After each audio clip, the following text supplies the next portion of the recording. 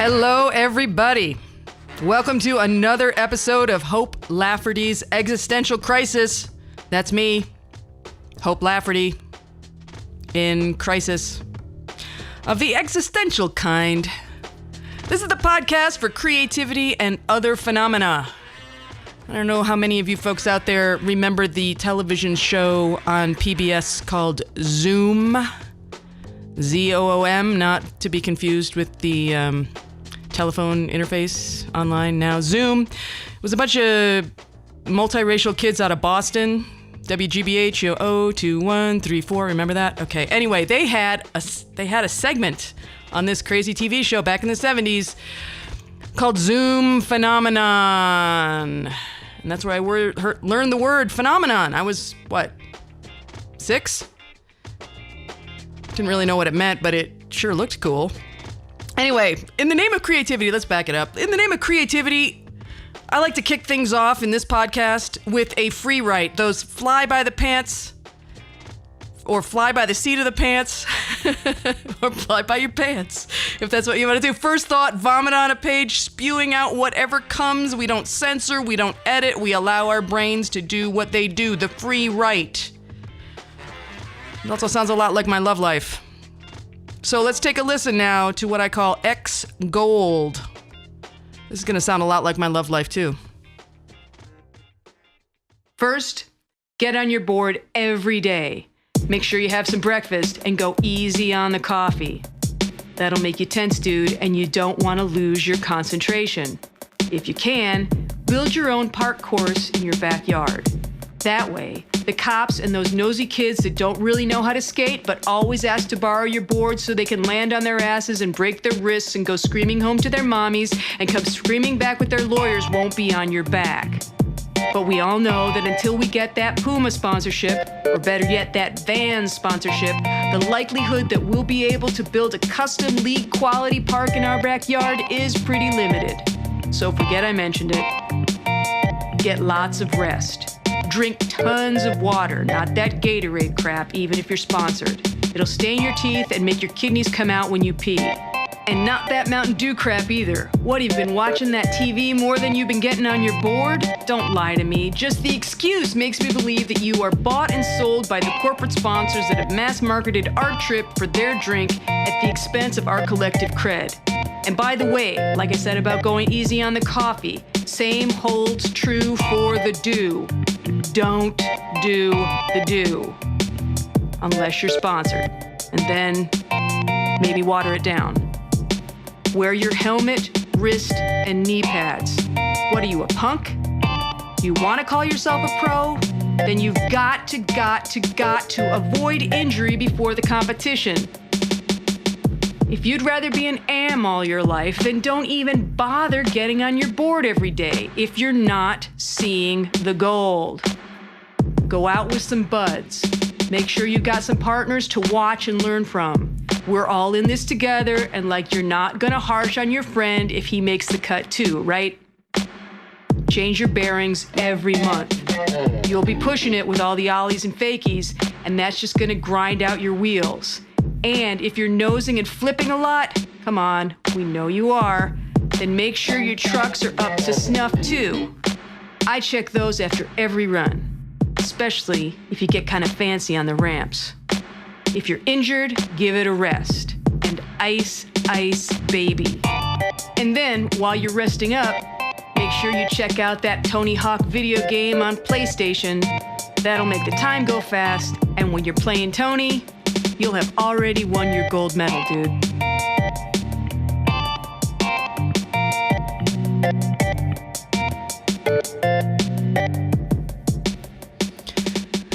You know, I feel like we're entering the throwback machine. Boy, does Tony Hawk even have a video game anymore? Does anyone know who Tony Hawk is anymore? He was an old guy when I was coming up, and he's younger than me. Oh boy, that was a good number of years ago that I wrote that beautiful thing. I had a choice. I faced a crossroads in my life where I had to decide if I was going to take up golf or not, basically. And so I went out and bought a skateboard. And, I probably wouldn't, I can't really say that I'm a great skateboarder, but I learned a lot. I learned a lot about gravity. That was a very sobering moment for me. But also, it was fun to learn how to ride at Morningside Park in New York, where a lot of kids don't have the money to get some skateboards, and they see a skateboard and they want to kind of learn on your insurance plan. So that was a really fun moment in my life to learn about setting limits on strangers. That is basically what a person does when you live in New York. You're always kind of setting limits on strangers. I'm really kind of going down the rabbit hole right now. It's going to be one of those episodes, folks, that moves in a more tangential direction. But this is kind of where I am this week, so I hope you'll ride with me.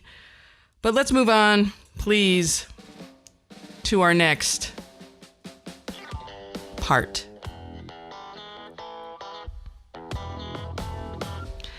Here we are, part 2. Just as I promised, we are in This Week in Existence. And This Week in Existence, I think I can kind of, build off the last thing that we talked about. It was very serpentine. I was born in the year of the snake.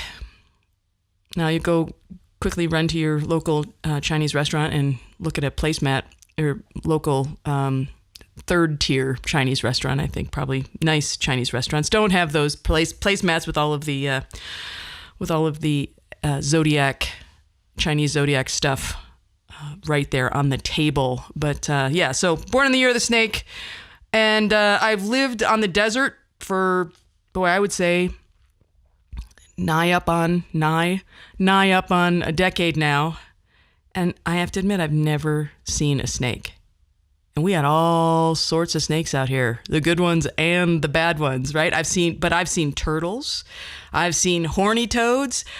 One day, probably a year and a half into my living here, we had this really strange foot-long black and white lizard type thing crawling up the side of our house. It was a foot long, and it was, shall I repeat, black and white, and it stuck to the side of our house. Okay, I still haven't found a picture of what this type of reptile is, so feel free to let me know if you have any experience, which I hope you don't, any experience with this very slow moving, very, very sticky footed black and white reptile. Zebra reptile, except for it seemed a lot less friendly. Anyway, but back to the snakes. All right, so I've seen all these other types of odd things that you don't get where there's more moisture, I'll say. So I've seen 2 snakes in the last 48 hours. 2 snakes in 48 hours. Okay, so the first one, I go for walks every day in my neighborhood, and to call it a neighborhood is a little suburban, around the dirt roads that connect all the houses that are kind of clumped together in this one part of town that I live in. So I'm walking around, and there's this kind of startup, this pop-up park a few blocks away from me. It's not identified as a park in any way, but it looks like a park. Some half block in my town has really nice walking paths with lots of really thick, fresh, white gravel. So you walk on it and it makes really good sounds. And it's very well mowed. And it's got trees, and it's got these carved pieces of furniture that are out of these huge logs, this very rustic, huge logs. And I don't know why it's there. I don't know who cares for it. No, there's no signage. There's nothing. It's just a really great place for somebody like me when I'm out for my walk, and I can kind of slow down and do a walking meditation. I might have mentioned this before, but I meditate. And one of the ways that I meditate is a Buddhist way where you actually walk and meditate simultaneously. I won't go into that. And I could do a radio a radio show on what walking meditation is, but it would not sound like much of anything. So I don't think walking meditation makes for very good radio, but needless to say. So I'm slowing down my pace and walking through this pop-up park. And I look down because I'm walking slowly, and I see this little guy, this little snaky guy, right? He's like this little, like, he's about the size of my pinky as far as the width goes, and then he's about 1.5 feet long, and he's green with like a white stripe, and he's all kind of coiled up, and I was like kind of excited because it was obviously some kind of garden snake, nothing that I had to worry about, like a red racer or a, rattlesnake or something a little more treacherous than that, which we also have out here. But I was kind of excited because it's like, oh, all right, this is a good omen. This is a good omen because I walk in nature every day. I see all sorts of different wildlife. And every day if I see something really unique, I make note of it. And I go to one of my favorite online resources to learn about what the totemic meaning of running into this animal would be. So this is the first time in 10 years I've been out here that I've run into a snake. So I had to figure out like what the snake totem really meant, right? So, and I look it up online and it's like, it means rebirth and wisdom and fluidity and transmutations, which means changeableness for those of you who really don't care about what a transmutation is. And it also means, of course, sexuality, which was always good for someone in my life. Looking for transitions and changes and new opportunities. Of course, I am ripe for changes. I'm having an existential crisis. You know these things. So when I run into this little snaky guy on my wonderful little walk, I'm feeling like, okay, this is awesome. Life is good. I need to pay attention to my dreams. I need to like figure out how my dreams and my ambitions align with my intellect and my personal power. I mean, this is a whole seminar, a graduate seminar on self-actualization, running into a snake, on a meditation. It was wonderful. I gotta say, it was like the most wonderful thing. So that was snake number 1. Not 36 hours later, 36 hours, if you imagine, 36 hours from then would be in kind of nighttime, right? Because if I'm walking in the morning, nighttime. The snake number 2 wasn't quite so meditative. In fact, it was the opposite. Middle of the night, I'm sleeping. My husband's sleeping. The dogs are sleeping, except for one dog is awake. And this guy is a Chihuahua, a racing Chihuahua, we like to call him. And he wakes up and he starts barking in a very strange way. And this dog is a hunter. And so he'll bark in strange ways during the day sometimes, but never when all of us are fast asleep. Okay, so we're awake. We're checking it out. Andy's checking it out. He's looking behind the dog bed and he moves the dog bed and there's a snake in our bedroom. Now I'm still in bed thinking, oh yeah, the dog is just, and then snake is what I hear. Snake. Like, okay, time to wake up. And the one thing that I know about what happens when we are awoken in the middle of the night is that my husband wakes up kind of slow. He wakes up slow in the morning. He wakes up slow in the middle of the night. But I wake up fast and I'm ready to like go. It's like, all right, so he's still trying to like process what's happening, but I don't want to attend to the snake, so I better like figure out what my auxiliary role is. So immediately when I hear snake, Andy says, all right, so you need to help me with this. Okay, we shoo the dogs out because of course we don't want the dogs to encounter this snake. We as yet do not know what kind of snake is in our room. So I go into my closet and I immediately put on my cowboy boots because they're always at the ready. One of the things, even though I have not run into any snakes for 10 years out here, you always have the cowboy boots ready because you never know when you're going to run into a snake. So I had my emergency preparedness outfit all ready, me in my nightshirt and my cowboy boots with my eye mask kind of at rest, at agitated rest at the top of my head, kind of like half awake. All right. And then I'm like, okay, so now what do? I don't want to do anything else. And Andy's just trying to like figure out, all right, towel, get a towel. So I go get it. I go down the hallway with my cowboy boots, half awake, adrenaline firing, But before I get the towel, I go into my office and I pull out a hammer because I don't know what is next. So I grab the hammer and I come back with the hammer and the towel. I hand Andy the towel. And of course, and maybe you could say he decided to choose as his life partner as a snake. So he's used to snake energy, but he also had snakes in college. So he kind of knew what was going on. He assessed the situation, not a poisonous snake. Okay, this is good. It was actually 3 times the size of that little guy that I saw, the little cutie that I saw that I was so excited about. 3 times the size of that guy, about 2 fingers around as a diameter of this animal, and probably 3 feet long. So, but still green and black, just like the little guy that I saw. Obviously, maybe mom. I don't know who this one was. So fortunately, Andy kind of does what he does. I'm just kind of like not wanting to know anything about this, holding the hammer, ready to think that there's something to pound. And Andy's able to usher this little snaky guy out without killing it, without harming it, scaring the bejesus out of it, and letting it go on the side yard. Now, this is the funny thing, because this is how we work. All right, we're all a little bit shaken up, but the snake is like more than happy to be gone. It's like he didn't want to be in our house. Let me think about it. Why would a snake want to be in somebody's bedroom, especially behind like a dog, right? It's like that just seems like maladaptive behavior. Why are you in our room, snake? But, we were able to save the snake, or Andy was able to save the snake, because the snake wasn't going to kill us. Or at least because we don't have heart conditions, didn't kill us. So, I don't know. This is the message that Andy got from the snake.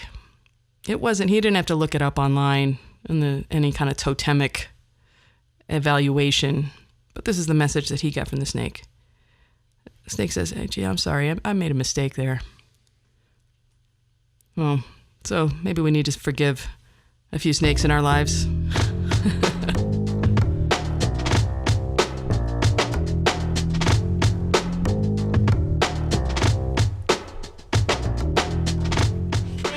So there it is. Another crisis averted. Or inverted. Or, I don't know. I want to thank the man who takes care of me and the snakes. Andy Schneider, producer, engineer, musician, founder of the Marfa channel. The good folks here at Alamito, and of course, everybody out there listening. That's you. It's you and me, babe. Tweet me at The Hope Crisis. Love to hear from you. Love to be with you. And before we close out, let's bow our heads for the closing mantra. This week, I want to wax a little Oprah. I'm feeling beneficent, which is a term I'm seeing a lot more these days, beneficent. Yay, resurrected vocabulary! You are the best. You deserve the best. You deserve to live every day like you're going for the gold. You deserve every day to realize that the snakes in your lives might just be there by mistake. You are the best. You deserve to be the best. And only you can be your best. So screw the naysayers and rock on. Look after yourselves, everybody.